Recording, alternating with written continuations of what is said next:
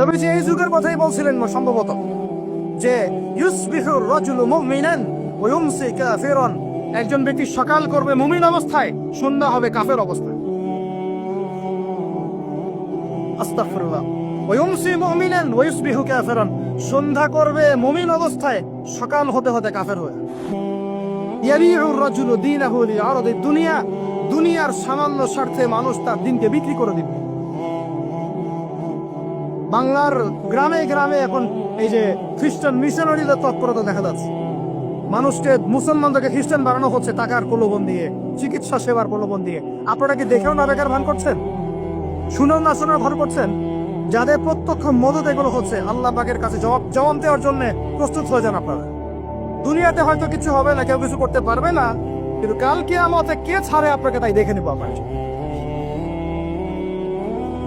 বিশ্বাস করেন, ওমর রাদিয়াল্লাহু আনহু বলছেন, যে কোরআন হাতে নিয়ে বলছি আমি, ওমর ইবনে খাত্তাব রাদিয়াল্লাহু আনহু একদিন তার উটের ময়লা পরিষ্কার করছেন, যখন তিনি অর্ধেক বিশ্বের খলিফা উটের ময়লা পরিষ্কার করছেন। আলী ইবনে আবি তালেব এসে বলছেন, ইয়া আমিরুল মুমিনিন, আপনি আপনার পরবর্তী খলিফাদের উপরে কত কঠিন বোঝা চাপাই দিচ্ছেন। এত কিছু করার পরে নিজে উটের বোঝাও, উটের ময়লা পরিষ্কার করছেন, আমাদের জন্য এত কঠিন করে দিলেন খেলাফতের দায়িত্ব। তখন ওমর ইবনে খাত্তাব বলছেন, এই কথাটা শুন, তিনি বলছেন যে যে আমাকে উচ্চ প্রশংসায় ভাসিও না, ইয়া আবুল হাসান। আবুল হাসান হচ্ছে আলী রাদিয়াল্লাহু আনহুর নাম।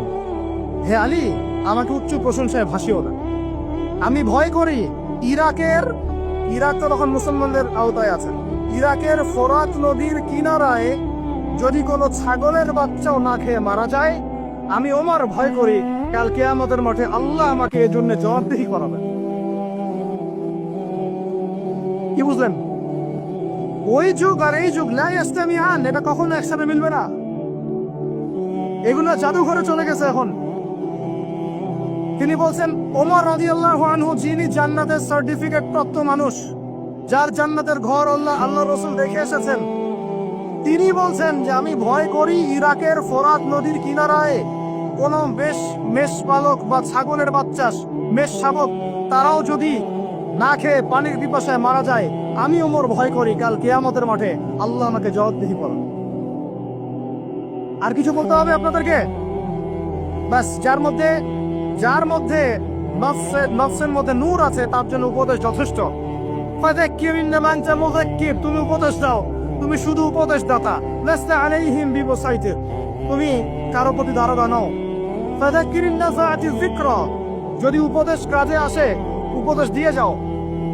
সায়াযাক্কারু মান ইয়াখশা, যে আল্লাহকে ভয় করে সে ইনশাআল্লাহ অতি শীঘ্রই লাইনে চলে আসবে, আল্লাহকে ভয় করে।